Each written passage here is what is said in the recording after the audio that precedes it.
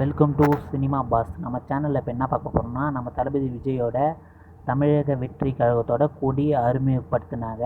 காலைல பார்த்துருப்பீங்க எல்லோரும். இதில் நம்ம தளபதி விஜய் என்ன பண்ணிக்கிறாங்க பார்த்தீங்கன்னா, கலரில் வந்து சிவப்பு, மஞ்சள், சிவப்பு இந்த கலரில் கொடியை அறிமுகப்படுத்தினார். நடுவில் வந்து வாகை மலர்னு ஒரு மலர் அதையும் போட்டிருக்காங்க. அப்புறம் சுற்றி ஸ்டார்களாக இருக்குது. 2 பக்கத்தில் யானை சிம்பிள்லாம் போட்டிருக்கு. இதுதான் நம்ம அஃபிஷியலாக நம்ம தமிழக வெற்றி கழகத்தோட கொடி. இனிமேட்டு தமிழக எல்லாமே இந்த கொடி தான் பறக்க போகுதுன்னு நினைக்கிறேன். வெயிட் பண்ணி பார்க்கலாம். இந்த கொடியை பற்றி உங்களோட கருத்து என்னென்ன கீழே கமெண்ட்ஸ் பண்ணுங்கள்.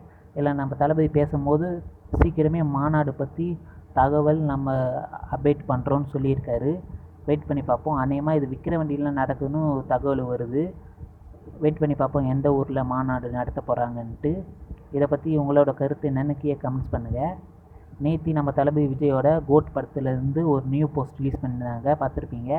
அது வந்து சென்சார் ஆகிடுச்சு. U/A சர்டிஃபிகேட் கொடுத்துருக்காங்க கோட்டுக்கு.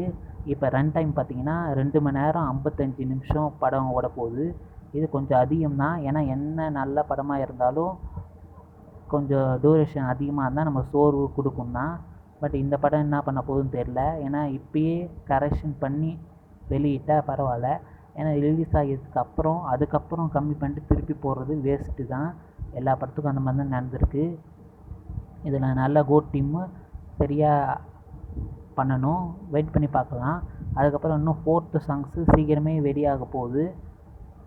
வெயிட் பண்ணி பார்ப்போம் அதை பற்றி என்ன அனௌன்ஸ்மெண்ட் விட போகிறாங்கன்ட்டு.